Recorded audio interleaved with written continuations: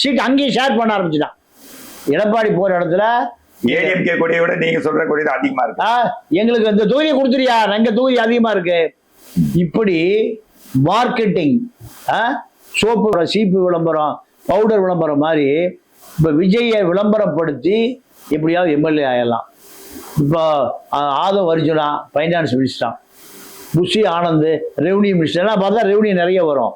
இப்படி ஒரு கேபினட்டையும் முடிவு பண்ணிட்டாங்க. நிர்மல் குமார், ஜான் ஆரோக்கியசாமி உட்பட அத்தனை பேரும் 26 கேபினட்டே முடிவு பண்ணிட்டாங்க. சார், புஷி ஆனந்தியும் ஆதவ் அர்ஜுனாவையும் நிர்மல் குமாரையும் அரெஸ்ட் பண்ணுவாங்களா? மாட்டாங்க.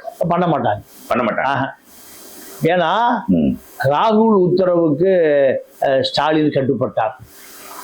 ஏன் முதல்ல விஜய் போட்டிருக்கணும் சார். அதாவது திருமா அரசியல்ல ஒரு பிரளயத்தை கலைத்திருக்கிறாரு. நேற்று நைட்டு இன்னைக்கு மார்னிங்கும் சொல்லியிருக்கிறாரு. என்னன்னா, திமுகக்கும் தமிழக வெற்றி கழகத்துக்கும் இந்த மறைமுக டீலிங்கான்னு யாரு கேட்கிறான்னா திருமாவளவன் கேட்கிறாரு. அதாவது திமுக கூட்டணியிலேயே மூளை உள்ள ஒரே மனுஷன் அவரு தான்.